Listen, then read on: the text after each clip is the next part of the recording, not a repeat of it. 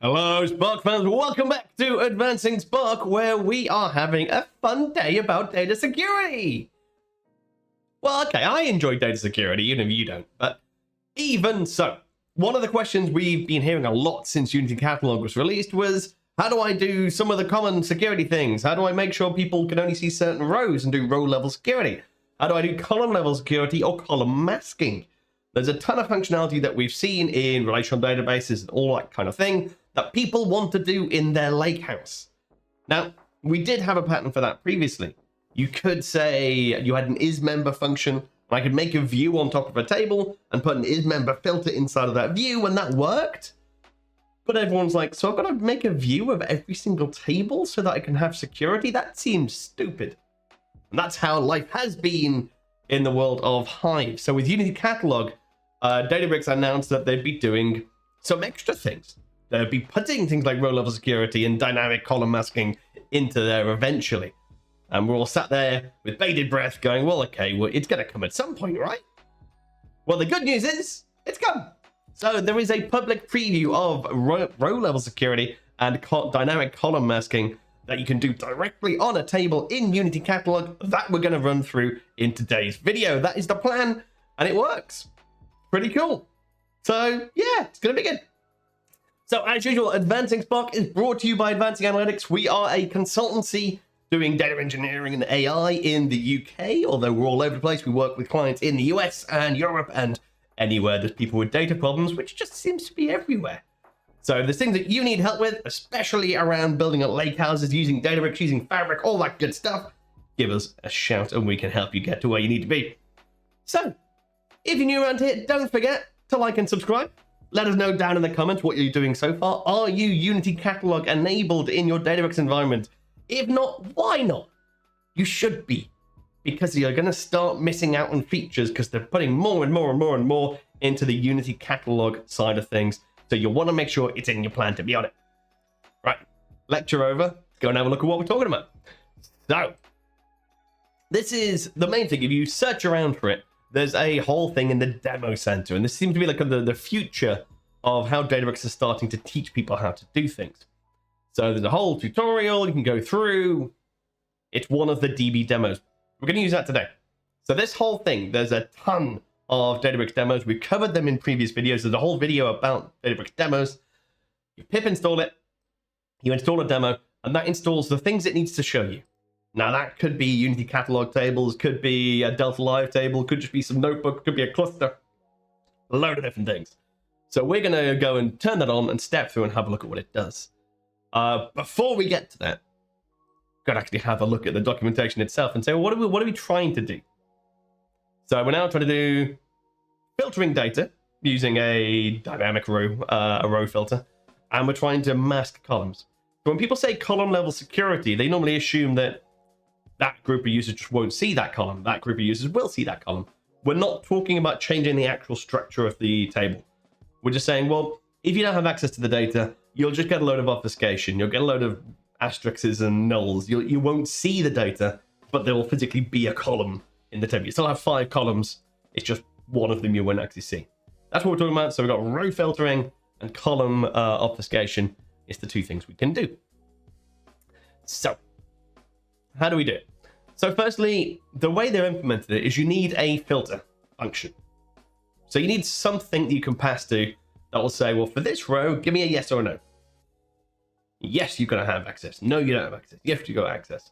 So something that returns some kind of Boolean true or false that you then set at the table level. So unlike in the past, where we had to create that view, and part of the view's where criteria, what the where clause in the SQL would say where, and then pass in something that would return a true and a false, and that's how we did row level security in the past.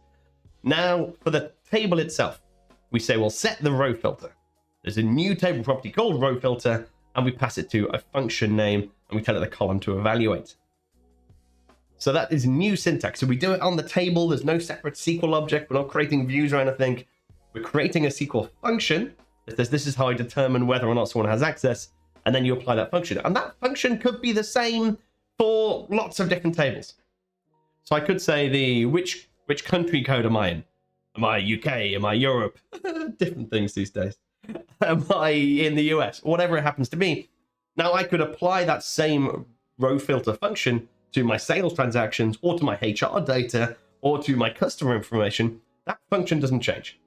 So you'll have a set of these are how we define our security functions that are inherently reusable, and then you apply it to every table that needs that level of security applied to it. Okay, so create a function, alter the table and apply that function, and then we can drop it and we can play with it and we can do all that stuff. Fairly straightforward.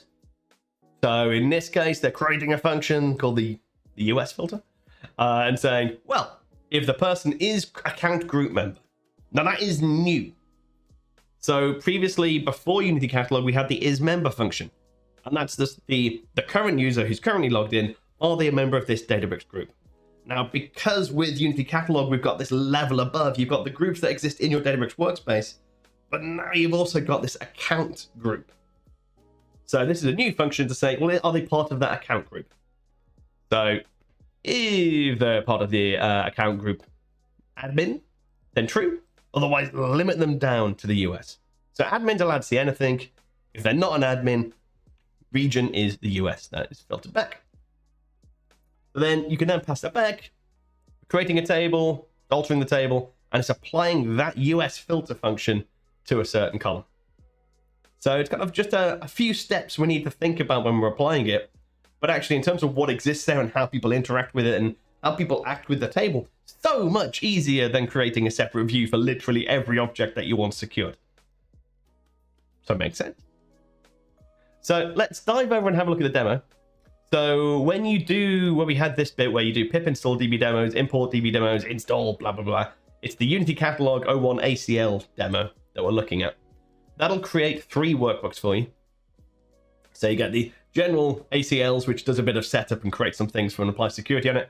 You've got this new one. This is the updated one that has the row and column access control. And then there's an old one about how you did views in the old way. So let's have a look at what's going on here. So row level access, what we're doing first. It creates a cluster, gets a catalog set up, shows us some data. Okay, so we've got customer information, ton of information in here. Country across Spain, USA, Spain, France, UK, blah, blah, blah, blah, blah, blah. Loads of different country information. So it's going to be rare that people have global access, so we're going to probably need to limit that down to certain subsets. So we can go and have a look at some of the functions. So current user, so that is a function you can include in your SQL queries to say who's currently logged in. It is me. Now, it's funny, in Python, you have to go like jump through a load of different things to actually get that figure out. So that's nice and easy. Current user just says, who am I currently executing as? And then we've got this account group member. That's that new function saying, are they a member of certain groups? So here I'm doing 3 different tests. I'm saying me, the person executing this query, am I a part of just my general account users? Am I a part of my business users and admins? Or am I part of my French analysts? So I can run that query to evaluate for my current person which groups I am a part of, and you can see, yes, I am an account group member. No, I'm not a BU admin. No, I'm not a French analyst.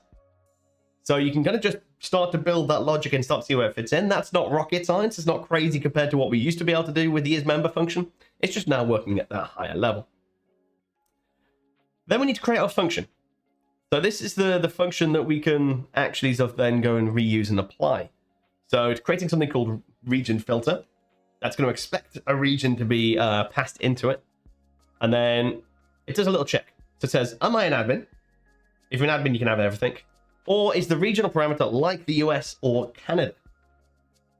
So that's going to kind of just help us split down to things. Now, obviously, you would never do that because what contains the letters US?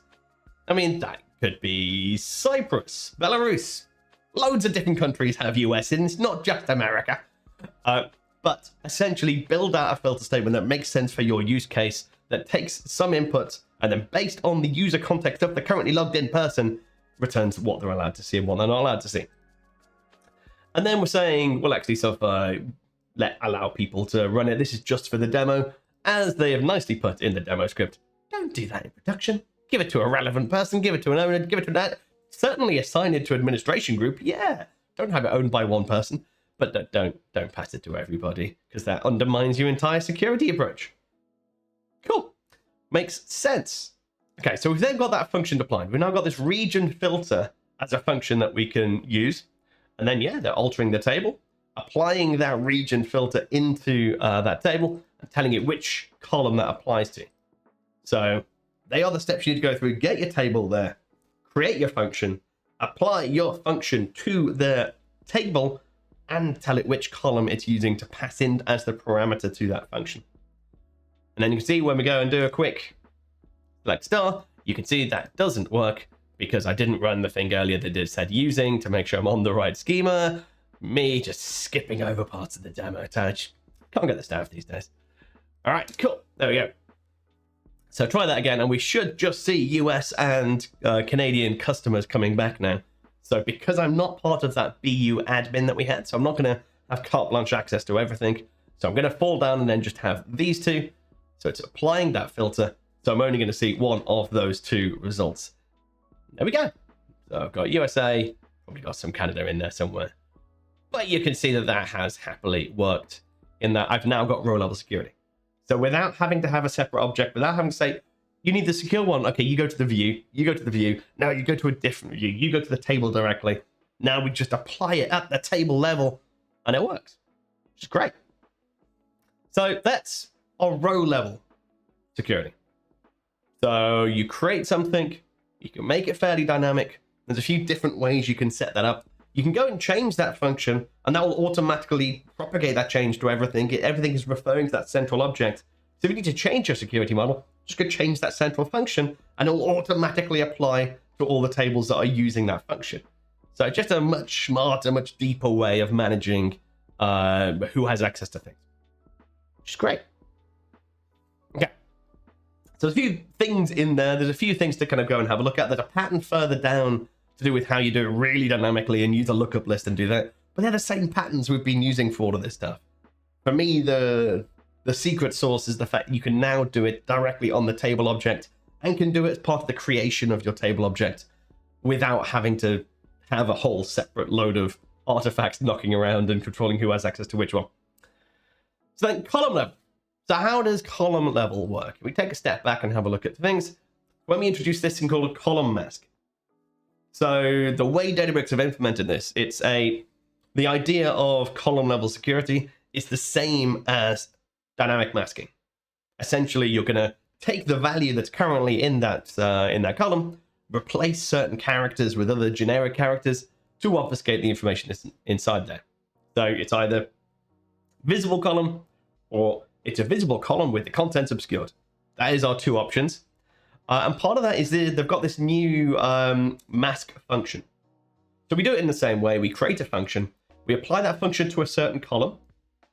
So unlike the row level filtering where we're saying, apply this function to the whole table, we're now saying in this table, for this particular column, apply a masking function of some kind. And that's going to use the, essentially kind of a lot of the times, a SQL mask function. So they've got a couple of examples in the documentation. One, they're just doing a flat thing. It doesn't need to be dynamic. If it was 10 characters, 20 characters, 250 characters, just return this same fixed literal string. You can do that. That's absolutely fine. But you can also, somewhere in here, there's an actual mask function that we can use. Is it in the docs? Might not be in the docs. I'll go and find it. It's in the demo that we can have a look at. And that's super interesting because you give it a list of what it should be overriding.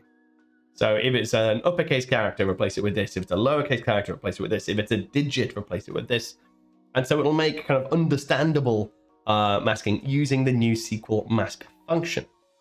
So it's pretty cool. It's not in this bit of docs. I'll go and find it in a second. So we go down a little bit. We can go and find that. So we've got this function that's saying, well, how do we want to obfuscate? So they created a function called a simple mask. If, wrap in an if statement, right? So if I am a member of the admin group, bring back the full column value. If I'm not, give me a literal string. So that could be that could be a, you could say access restricted. Whatever you want. What do you want people to see in that column if they don't have access to it? It might be a null. They might just see an empty column, but they will still see that column is the important thing to do. Well, let's stick with that. I'll run it just so you can see it's actually working. Okay.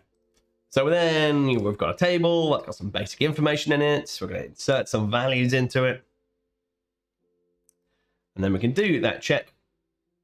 And we can make sure that because I'm not a member of that BU admins group, I'm going to get the replacement string, not the original string. So I should see that SSN value is going to come back with access restricted. Makes sense. So if I change that masking function to no access for you, and I can go back, I can have a check of what that looks like, run that same query, and it's just going to automatically run a different mask. Pretty cool. Makes sense. So you're applying a central function and then just attaching columns to go and use that function by checking some kind of access permission to allow us to do it, which is great. Okay, so let's go and make things fancier. Can we go and do that stuff? Do we have the mask function in here? There we go. So that's the function I was looking for. Whoops. So you've got the mask function is available in Databricks now. If you're writing SQL, you can say, I want to mask. And you say, what thing am I masking? And then what characters do I want to replace? It's just a list of characters I'm going to pass in. Let me see if I can just grab the function definition up.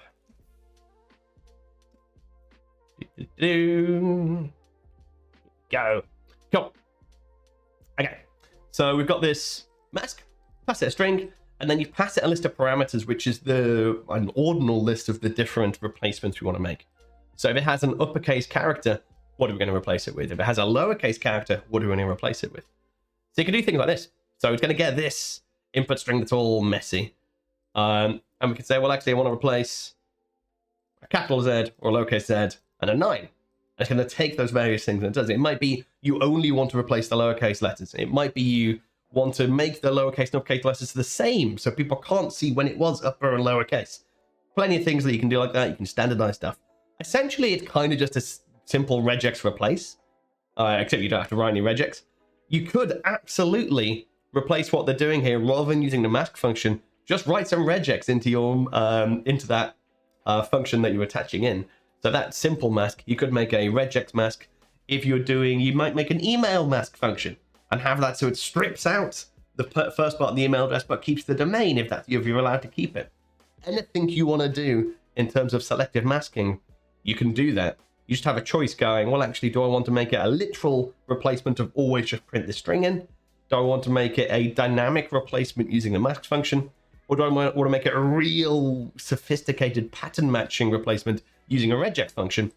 All of which will work. So yeah, no, really, really cool in terms of just what we can achieve now and put into it via just those two simple things. So, recap. On a Unity catalog table, we can set a row filter pointing at a function that will give a true or false for each row. Do I have access? For each column, we can set a mask function that will return the string pattern matching function, what that will look like with various of its characters replaced. And we apply those to the table itself so we can centrally manage those functions and how they're defined and who they work for. And we can manage it at the actual table object level, how these things work. I think that's huge. It's really, really, really powerful in terms of saying this is a mature, secure way of serving out your data to a variety of different people. And the view option wasn't there. Having views, it was okay. You could achieve some stuff, but having to manually hand crank it is not the winner. That is not the one. I'm sorry, but having it at the table level, having it centrally managed functions, great. Just makes sense. Awesome. And that's it. That is all I wanted to go through today. Is just to make sure you guys are aware you can now do that. That is in public preview, so preview, warning, etc. But yeah, fairly simple approach. Manage a stack of your various different obfuscation and filtering functions. Have that centrally managed as part of your security model. Don't give everyone access to it. Don't let people change it, because then they can just override your security. That should be a very, very locked down part of your architecture. And then, yeah, just as you create tables, as you deploy your data model, as you automatically create tables based on whatever's coming in, just apply the relevant security to that table object. Everything pulling from it, someone writing a query and stitching many different tables together, they will observe those security principles because it is at the table level that they're going through. So absolutely recommend you take a look at it, have a play, try and implement it in UC currently. And yeah, if you're currently trying to do row-level security through views, this should make your lives a hell of a lot easier. And that is it. That is all I want to go through today. As always, don't forget to like and subscribe. Check out Advancing Analytics if you can help you any of your data modeling, Unity catalog migrations, all of that good stuff. And then, yeah, I'll catch you next time. Cheers.